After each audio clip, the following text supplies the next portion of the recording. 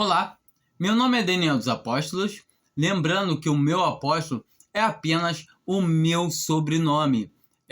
Aqui no meu canal eu falo sobre o Evangelho da Graça por meio da fé, e essa fé que não vem de nós é dom de Deus. E eu queria trazer um ponto importante. Eu fiz dois vídeos, e um eu falo sobre a questão do respeito, e no outro eu falo sobre a pessoa ser homossexual ou ser adúltera, tem adultério, e ter, se ela crê em Jesus Cristo, ela tem a salvação. E muita gente fica meio assim, não, a Bíblia fala que os afeminados não entrarão no reino do céu, e tais coisas semelhantes.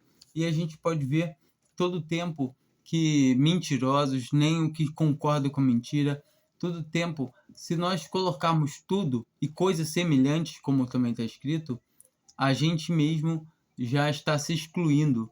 E se a gente falar que a gente é salvo por algo que a gente possa fazer, já não é graça, já é obra, já é condicionamento. Fala, não, mas tem que se manter firme e fiel. Isso não é graça.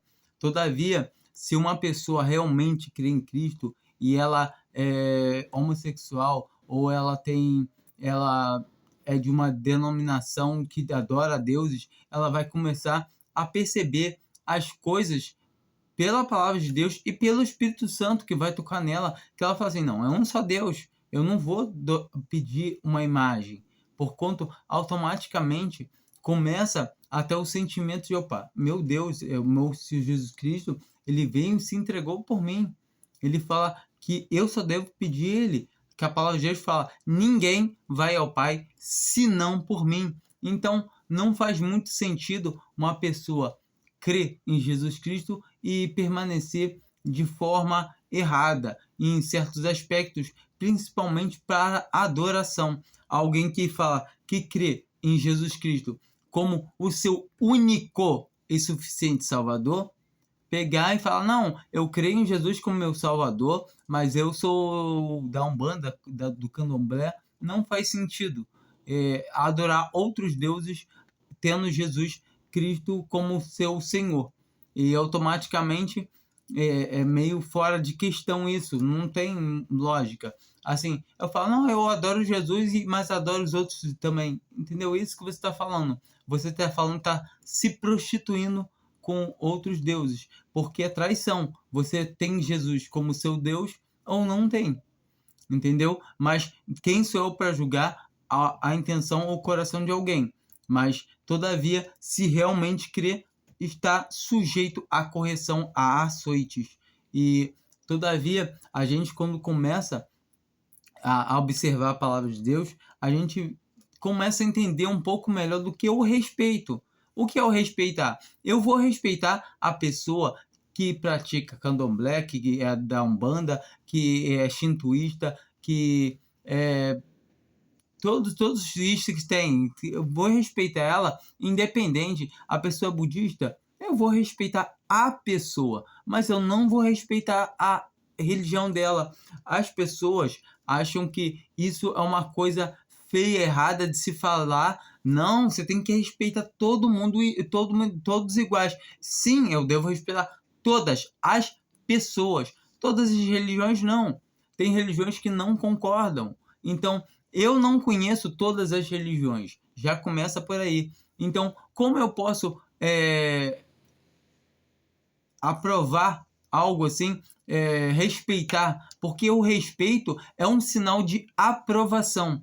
Quando você respeita algo, é porque você aprova, por mais que seja, não, é ruim, mas nesse aspecto assim é legal. Aí eu falo, por isso que eu respeito. Não, esse cara ali, poxa, ele não trabalha, esse cara enche a cara direto, só vive fazendo merda aí na rua. Aí fala, não, mas eu respeito ele, que com tudo chega em casa, trata a mulher bem, as crianças bem, ele não agride ninguém em casa.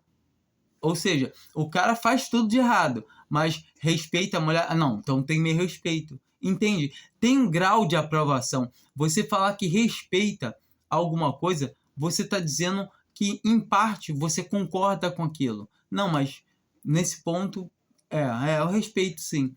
Então, automaticamente, quando eu digo que eu respeito alguma religião, eu estou desrespeitando a minha religião. A minha diz que só tem um Deus, diz que tem somente um mediador entre homem e Deus, que é Jesus Cristo, que é 100% homem e 100% Deus. Então, as pessoas não entendem isso. Eu creio que existe somente uma palavra, a palavra de Deus, a Bíblia. Em todo caso, eu entendo que a Bíblia é a palavra de Deus. Então, quando eu leio a Bíblia, no que está escrito nela, a minha fé vai estar fundada. E por que eu não respeito as denominações? Porquanto a minha Bíblia, a palavra de Deus, ela diz para mim assim, para não ter divisão, ou seja, os tais homens que praticam isso são os que causam divisões, que a gente encontra em Judas, no livro dele, falando que tais homens que sensuais, que causam divisões. A gente encontra o apóstolo Paulo falando sobre também divisões. Ele falando no começo, no princípio da igreja, lá na igreja que estava em Corinto, ele dizendo o quê? Dizendo, eu sou de Paulo, eu de Apolo, eu de Cefas. Porventura está Cristo dividido entre vós? Ali gera um princípio de divisão. Então, a gente encontra na Bíblia que divisão é errado. Então, se está indo contra a palavra do meu Senhor, eu não vou respeitar. Porquanto, a partir desse momento, por mais que tem algumas que seguem alguns preceitos da palavra de Deus, tem clérigos, tem coisas, domínios de homens, que ou não só a palavra de Deus, tem o fermento também. E um pouco de fermento leveda toda a massa. E quando a gente consegue detectar essas coisas, a gente começa a ter uma mente diferente. E a mente de um cristão, ela tem que estar instruída, inspirada pela palavra de Deus. Por isso Paulo pega e fala, nesse mesmo capítulo de 1 Corinto 3, de 1 Corinto 1, ele fala o quê? Ele diz, sejais concordes em tudo. Se eu não me engano, é no versículo 10, que ele fala, sejais concordes em tudo. Ou seja, que nós sejamos concordes no falar, em tudo, no andar, em tudo. Ou seja, se a minha doutrina, a doutrina da palavra de Deus, fala uma coisa e a denominação aonde eu estou indo congregar está dizendo outra, já não é, tem que usar o terno. Sem terno não pode ler a palavra. É preceitos de homens, que a gente está se fazendo escravo. A gente está começando a seguir, botando na escravidão. Ou seja, sem terno não pode ler a palavra. Sem terno não pode o músico tocar. Ou seja, entrou uma regra. E muita gente não consegue entender isso. Que a partir do momento que eu me deixo jogar por baixo, me deixo ser guiado por doutrinas de homens, preceitos de homem que a palavra fala, eu estou errado. Então, eu não devo concordar com essas coisas. Então, automaticamente, eu vou reprovar isso tanto quanto eu reprovo alguma coisa que diga que tem mais de um Deus. Porquanto eles estão usando o nome do meu Senhor e dizendo que não tem problema, sendo que a palavra dele diz todo o tempo que tem problema sim. Então, quando chega nesses pontos, a gente entende que se a pessoa crê em Jesus Cristo como seu único e suficiente Salvador, ela tem a vida eterna e não pode perder a salvação, mas ela está andando errado. E eu trouxe alguns versículos aqui que dá para a gente poder entender um pouquinho melhor das coisas que a gente deve e não deve fazer. 1 Coríntios 6. Não sabeis que os injustos não herdarão o reino de Deus?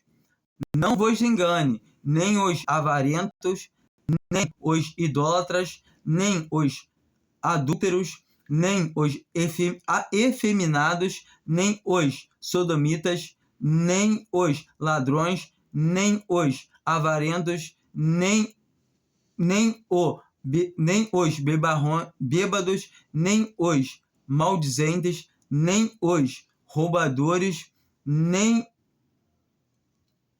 herdarão o reino de Deus. E tais fostes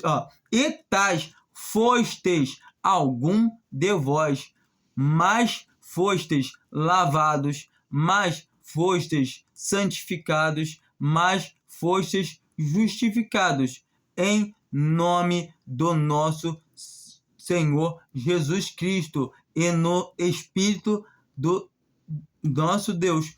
Então, automaticamente, podemos ver que nós fomos algum desses, mas já fomos o quê? Lavados, santificados, justificados.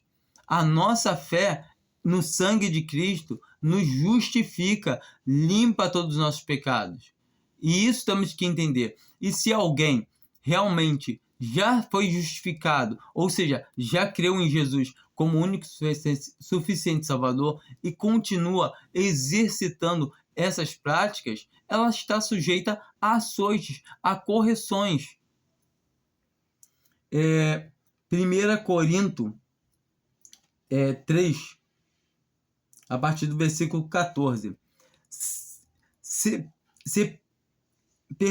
permanecer a obra que alguém sobre ele edificou, esse receberá galardão. Então aqui está falando de alguém que teve obra, que a obra permaneceu e vai receber galardão.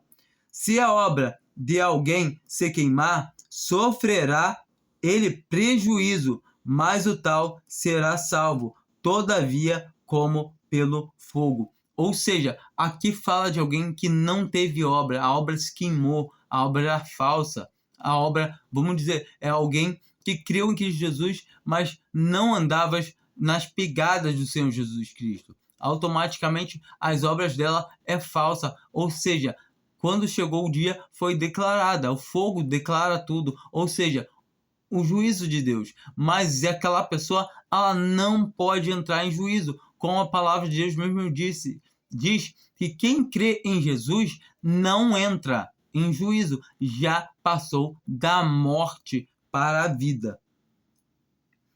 Não sabeis que vamos lá, rapidinho. Não sabeis vós que sois santuário de Deus e que o Espírito de Deus habita em vós? Então, no versículo 16, está trazendo aqui que nós somos templos, somos moradas do Espírito de Deus, uma vez que cremos. Porque quando cremos, somos selados pelo Espírito Santo da promessa, ou com o penhor da nossa redenção. E não podemos perder o Espírito Santo, porquanto a palavra do Senhor Jesus é firme e eficaz, ela não volta atrás. E ele falou que mandaria um Consolador que ficaria conosco para sempre. Ou seja, ele deixa bem claro a declarar o Espírito Santo. Então, sabemos que o Espírito Santo foi dado uma vez para sempre. Se alguém destruir o santuário de Deus, Deus o destruirá, porque sagrado é o santuário de Deus, que sois vós. Ou seja, nós somos o santuário de Deus e esse santuário é sagrado. E se nós destruirmos este santuário, Deus nos destruirá. E temos que entender isso. Mas como assim? Vamos perder a salvação então? Não. Deus destrói a nossa carne.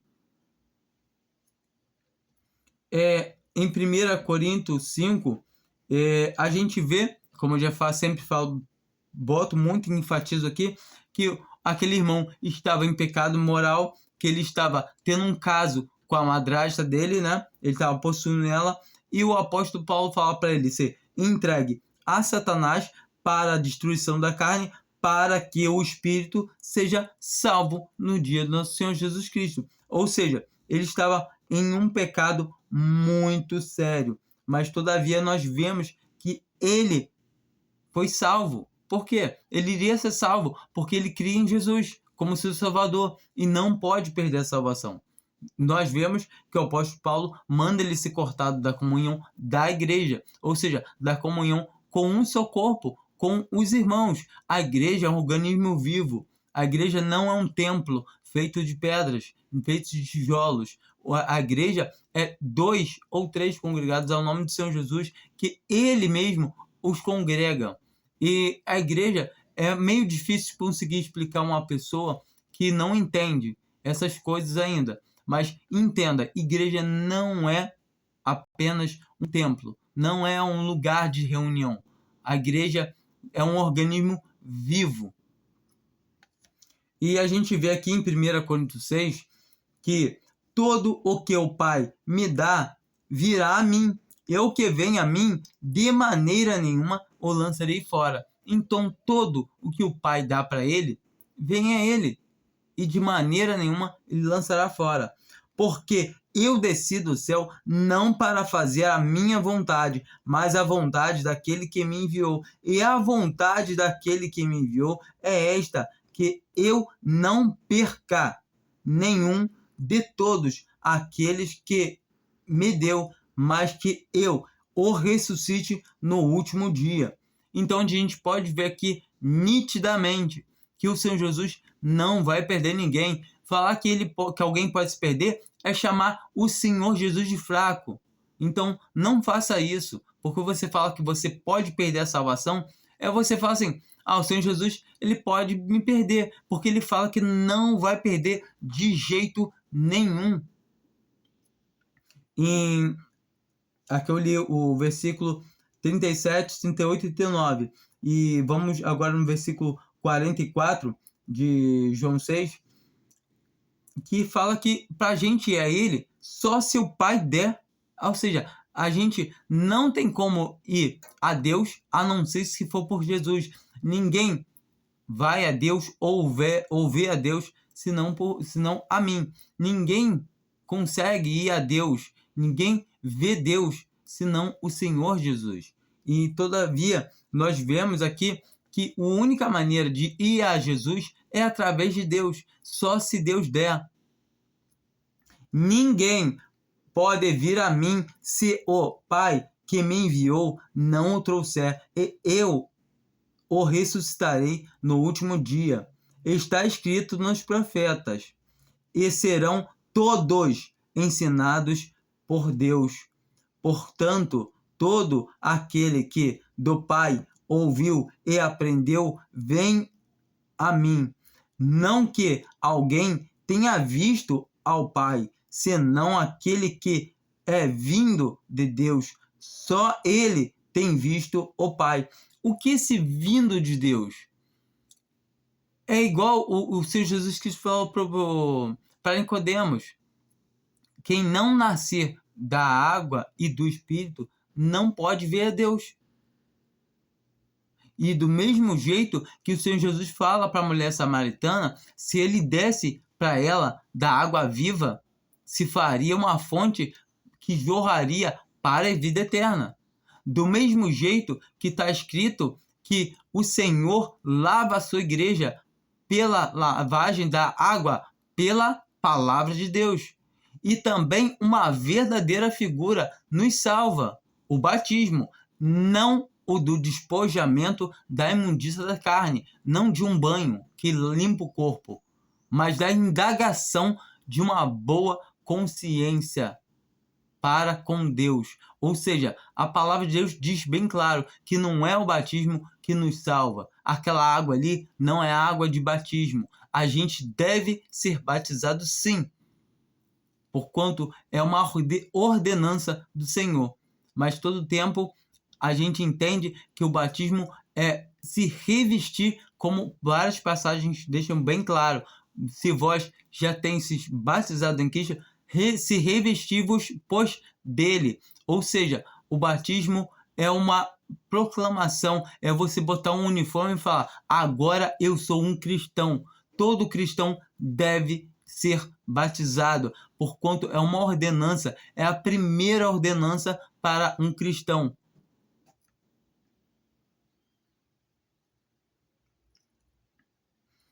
No 47, o Senhor Jesus deixa bem claro: em verdade vos digo, aquele que crê tem a vida eterna. Ele deixa bem claro: aquele que crê tem a vida eterna. Tem, agora já tem a vida eterna. Se você crê, você tem. Se você crê que Jesus Cristo morreu por você, você crê que o sangue dele limpa todos os seus pecados, você tem a vida eterna.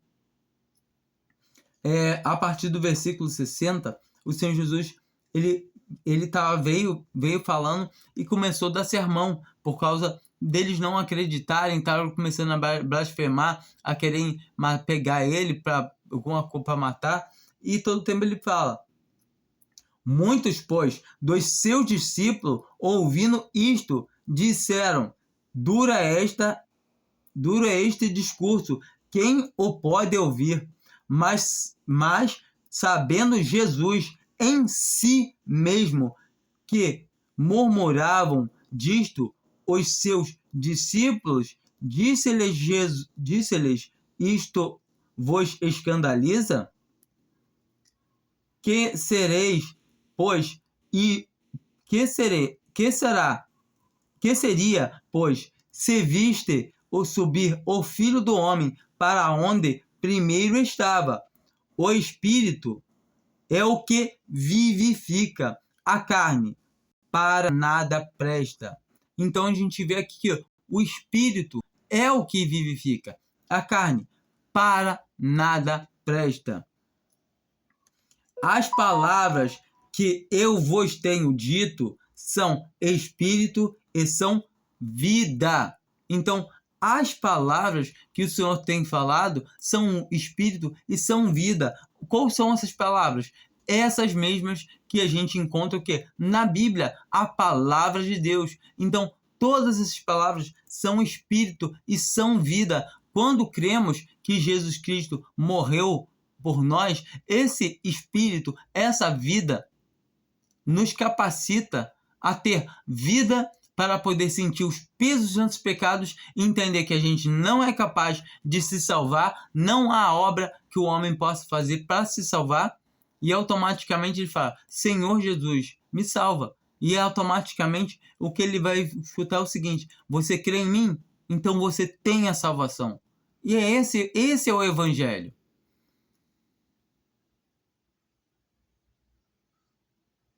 Mas há alguns de vós que não creem. Então havia alguns deles que não criam. E todo tempo o Senhor sempre sabe quem crê e quem não crê. Pois Jesus sabia desde o princípio. Podia ser outro traidor, talvez não seja Judas, não. Poderia ser qualquer um outro dos apóstolos. Não, ele sabia desde o princípio. Sempre soube. Antes de tudo começar, ele sempre soube que era quem era os que não criam e quem era o que havia de entregar. Então, todavia, o Senhor sabia quem era que havia de entregá-lo.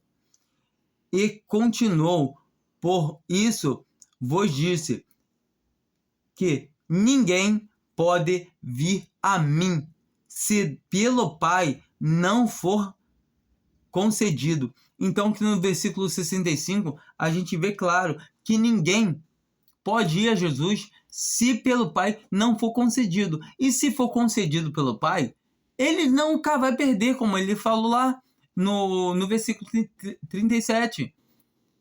Todo que vem a mim, que o Pai me dá, vem a mim. E que vem a mim, de maneira nenhuma o lançarei fora.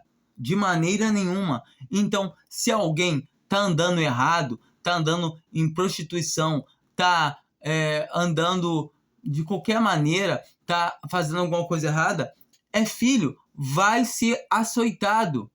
Vai ser açoitado. E eu posso falar ainda mais como experiência própria. Igual eu falo muito com meu filho, eu converso com meu filho. Eu fui açoitado e dou graças a Deus por ter sido açoitado. Porquanto eu entendo que Deus me corrigiu para mim não ser condenado com este mundo, como está escrito na palavra. Quando nós entendemos que somos salvos por amor, porque nós somos corrigidos, a correção é por amor. Se uma pessoa ela é LGBT, ela é o que for, e realmente crê em Jesus Cristo, ela deve crucificar a sua carne com suas paixões. E se ela não crucificar, ela está sujeita à correção. Ela está sujeita igual aquele irmão que a gente leu lá de 1 Coríntios 5. A ser entregue a Satanás para a destruição da carne. Por quê? Porque sagrado é o templo do Senhor, que sois vós. E se quem destruir o templo do Senhor, o Senhor também o quê? O destruirá. Então é nítido, é claro a palavra de Deus. Quando a gente entende que não é o meu andar, não é o meu caminhar que me salva. E agora que eu estou salvo, eu devo caminhar porque eu sou filho, não para ser filho. Ou seja, eu entendo que o meu Senhor se entregou por mim. Eu entendo que o meu Senhor já morreu em todos os meus pecados. Não há mais pecado para mim prestar conta a Deus. Mas, todavia, eu entendo que eu tenho que passar por um tribunal. Mas um tribunal não lavratura de sentença, como o trono branco de Apocalipse. O meu tribunal é o quê? É o tribunal de Cristo, de avaliação de obras, que a gente vai encontrar em 1 Coríntios 3 e vai também encontrar em 1 Coríntios 5. E todavia a gente vai entender que as coisas que a gente comete na carne, a gente, para mal, a gente paga aqui. A gente sofre correções aqui. Tudo pelo meio do nosso corpo que a gente fizer, a gente sofre aqui. E todavia, se nós somos servos de Deus, nós também estamos participantes das aflições, das perseguições. Muitos procuram não professar que são cristãos para se abster, para não passar por essas tais perseguições. Mas todavia não sabem eles que trazem um peso muito maior para si. Todavia, Deus quer que a gente seja um testemunho vivo, que a gente seja luz em cima de um veleiro, num lugar alto, e não luz embaixo de uma cama, escondido. E não um cristão que realmente, não, fica aqui na minha quietinha, aqui, ninguém está me percebendo. Não, Deus quer que a gente esteja à mostra. O cristão não é do mundo, mas ele deve estar no mundo, brilhando, não andando junto com o mundo, não se prostituindo junto com o mundo. A gente encontra em Atos 15 os apóstolos instruindo somente os cristãos que se converteram da incircuncisão para se abster da comida sufocada, da comida oferecida aos ídolos, do sangue e da prostituição. Então, nós vemos que um cristão verdadeiro, primeira coisa que ele precisa começar a fazer para ser um cristão e andar, para ser um cristão é crer em Cristo Jesus. Para andar de uma maneira agradável a Deus, é esses quesitos. Ele não se prostituir, se resguardar do sangue, da carne sufocada e dos ídolos. Ou seja, fazendo isso, ele já vai estar agradando a Deus e automaticamente, por ele ter o Espírito de Deus, automaticamente ele vai começar a querer a fazer a vontade de Deus, a perguntar: Senhor, eu quero te servir, não somente ser seu filho, eu quero fazer as tuas coisas. Quando um filho tem um pai, o pai tem um negócio e o filho se faz participante daquele negócio do pai, pode ter certeza que o pai se agrada, fica muito feliz. E aquele filho que não quer participar, o pai simplesmente ignora ele. Ele deixa de ter privilégios que ele poderia ter. E eu espero que fique bem esclarecido que para respeitar a gente tem que concordar com alguma coisa, e a salvação não vem se a pessoa é lésbica, se ela é hétero, tanto faz, creu em Cristo, tem a vida eterna. E o Senhor que muda a pessoa aos poucos do seu jeito. Amém.